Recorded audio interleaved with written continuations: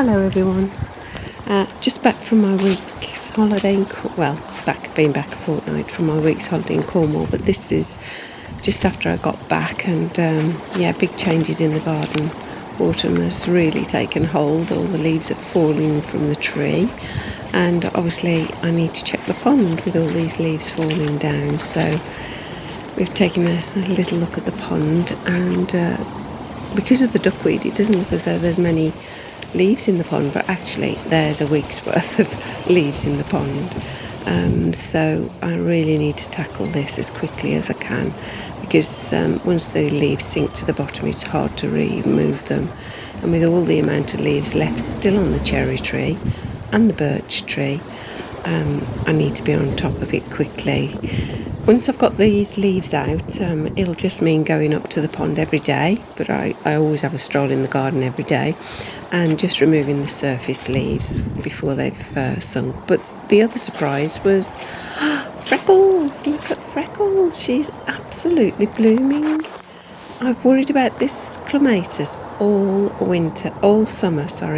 the drought, and look at the number of flowers to come on this plant.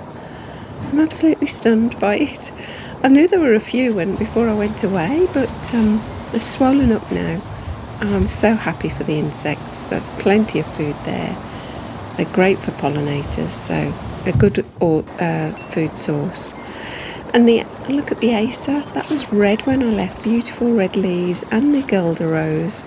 And all the leaves have fallen. A few left on the Guelder, but not much. And the other lovely surprise was my Mahonia.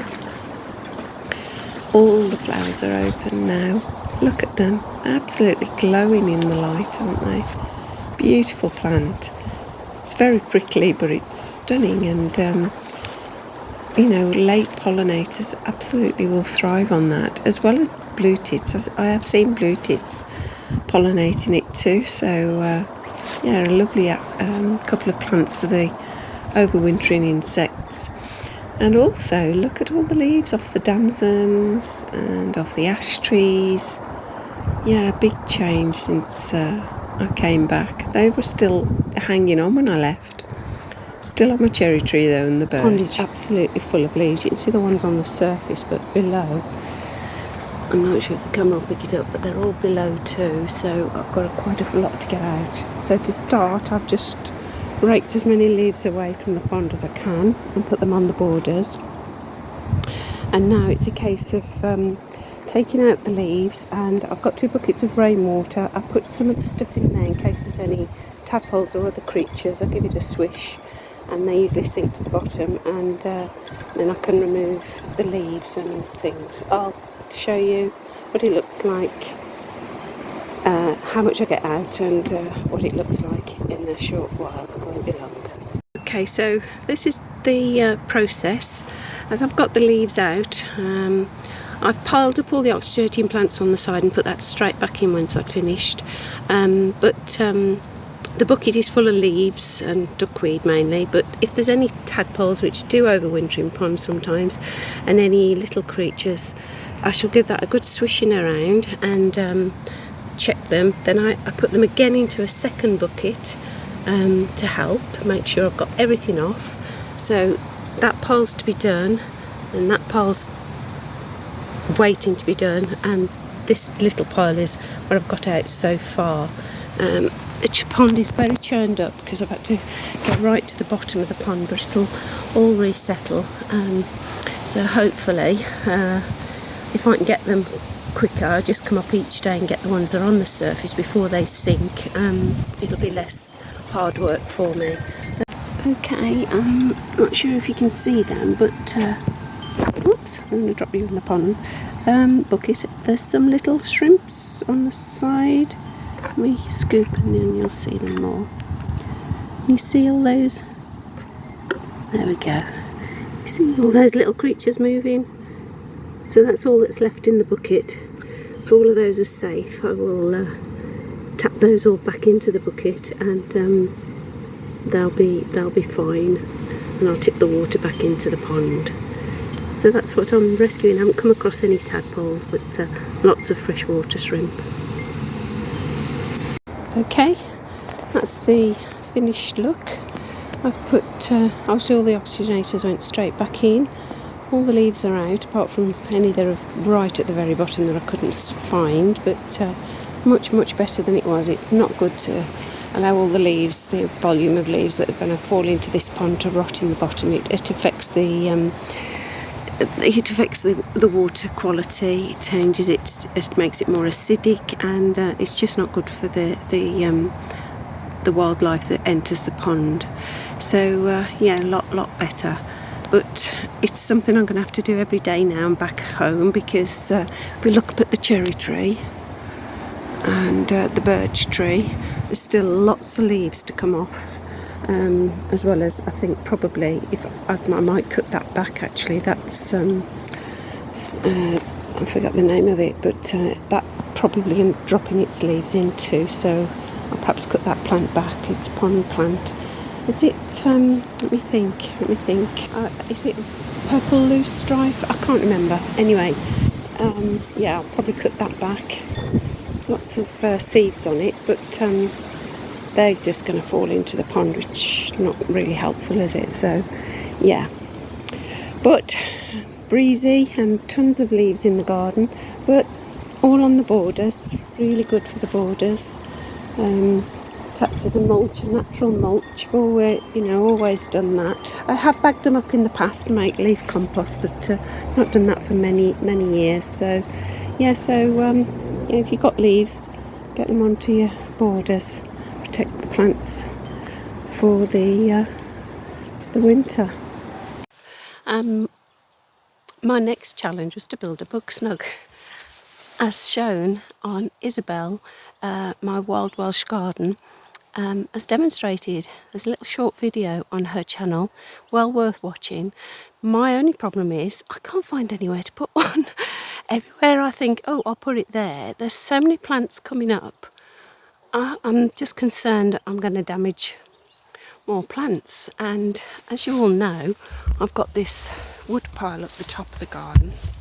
If you watch my channel, sorry. I've got all this dead wood and dead hedge in the garden, so maybe I don't. The bug snug looks fantastic and well worth doing in the garden, but I pile everything up here, so unless I can find somewhere that's not going to affect other plants, I just think I'm going to have to pass on a snug bug, which I really wanted because they're beautiful structures, and I've got the canes ready. And the idea, as demonstrated by Isabel, is to build a pyramid of canes, and then any cuttings and that you've got in your garden, you start piling them up at the bottom and work your way up the bug snug. And obviously creatures can hibernate in there over winter, but as I say, I literally can't find a space to put one, which is really sad, but I think possibly there's plenty of room in my garden for creatures to hibernate and hide, so I might have to pass on the bug snug. This bit of garden here, which I thought I could do it on in the wilderness, underneath all this patch here, it looks like soil, but it's not. It's only a very shallow amount of soil. There's actually an old flat roof there when we came. The flat roof was replaced, and it was put up here, so I've been adding soil to try and give rooting places for plants, which obviously has happened, but it's so shallow. If I dig into it, you just hit the old roof, so that's why it's raised as well there. So I really am struggling as to where I can put a bug snug. So Isabel, forgive me for not doing one, but yeah, I advise everybody to watch Isabel on my Wild Welsh channel, and there's a great demonstration on her short on how to make one if you haven't got the kind of garden I've got, which in this wilderness there's lots of dead wood and detritus for them to snuggle down in, I think. So I'll have to pass on the bug snug. So what I've been doing today is moving raspberry canes. Raspberries had come up over the back by the fence there. There's a couple still in. there, but I'm not going to worry about those. But because they were in the middle, there's all long work there, and it gets trampled trying to get the raspberries. So originally they were all at the front of this border. I've pulled out several canes with quite good roots on them, and now's the time to plant raspberries, so I'm going to transplant them to the front of the border so that the raspberries are easy to get hold of. So that's what I'm doing at the moment, in the process of doing.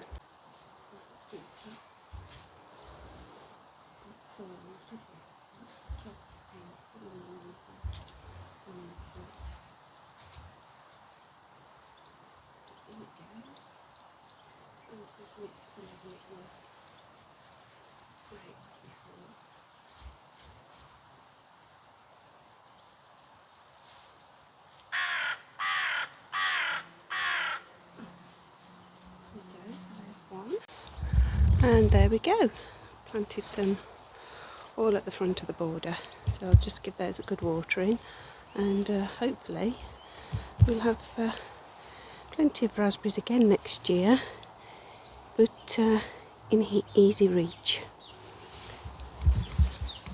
Right, next is planting garlic.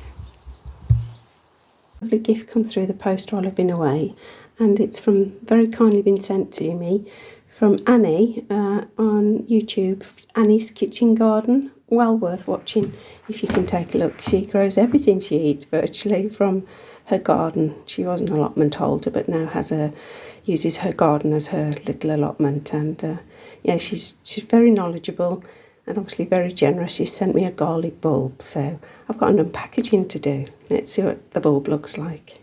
Wow, and the even bigger surprise inside, it's beautifully packaged.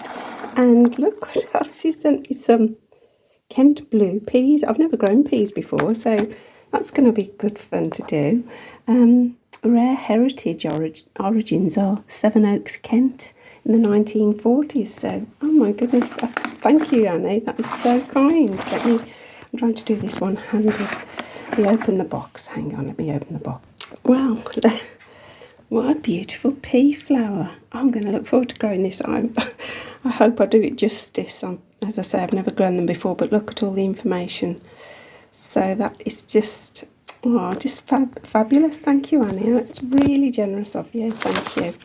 And the inside is a lovely bulb. So I've got a pot ready for the bulb, so I shall have to get a pot ready for the peas too, and get those planted. I presume I've got to plant those in spring rather than now, so I shall look that all up. But thank you, Annie. It's been really kind of you to send this stuff to me, and I look forward to it growing well in my garden. Thanks again. Bloodfish and bone contains nitrogen, which garlic requires as it begins to grow. So let's put some bloodfish and bone in.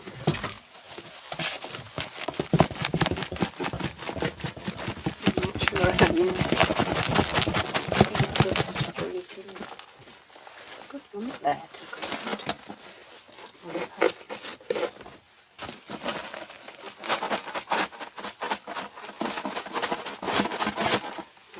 It's quite a lot. So mix that in.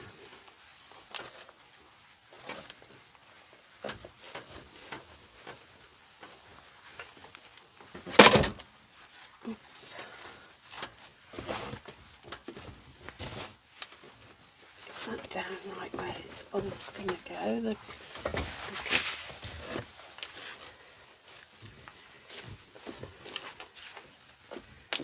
Okay.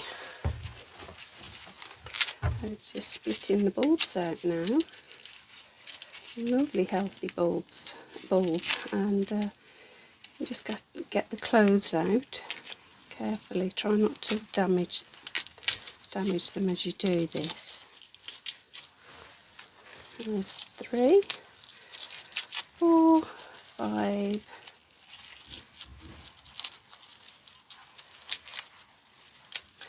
6, 7. That's 7 lovely bulbs there.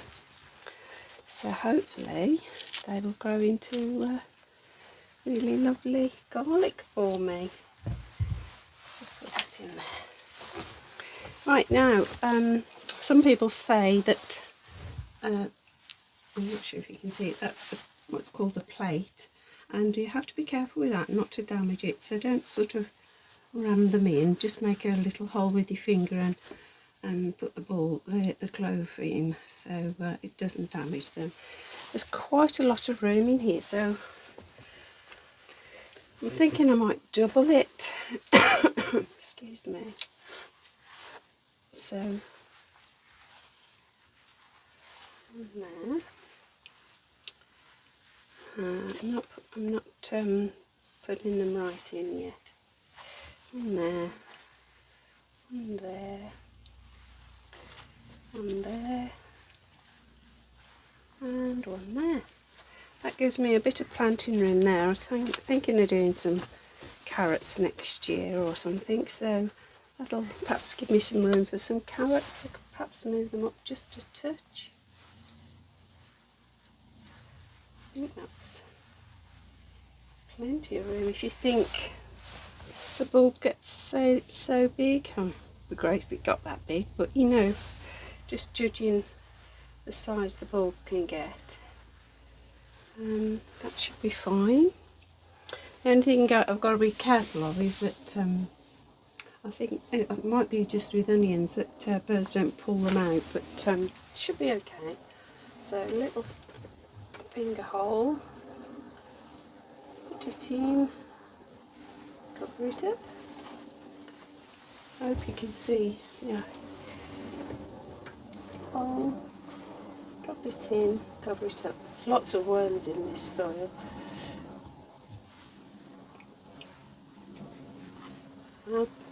This is only the second time I've actually grown garlic, but I did well the first time I grew it, so fingers crossed I'll do as well again. And it's all thanks to Annie, who read my comment and very kindly suggested she could send me this garlic bulb. I'll put on the screen the name of the garlic bulb. I can't remember the name of it off the top of my head. It has got a name. Some people don't put them down very deep, I think, but I've heard there's a possibility of a cold winter, so I'm going to give them a fighting chance by putting them a bit deeper than normal. So I'm going to put a stick across here, I think, so I know that that's where the bulbs sort of go to. Obviously once they come up I'll be able to see, and then I've got this little bit of planting room here, maybe for a little couple of rows of carrots. I suppose I could put something wintry in, but I don't know what, as I'm not somebody who normally plants food, so I normally stick to the simple ones. I've got the peas though that Annie sent me this year, so but they don't go in till March, so I've got a pot for those ready too. Just need to get soil for those. So that's the garlic planted, so thank you very much, Annie. It was really kind of you, and I'm really looking forward to seeing it grow. Thanks again. Oh my goodness, look at her. Pufftail queen, as well as wasps feeding on the mahonia. Absolutely brilliant. She's got right inside now.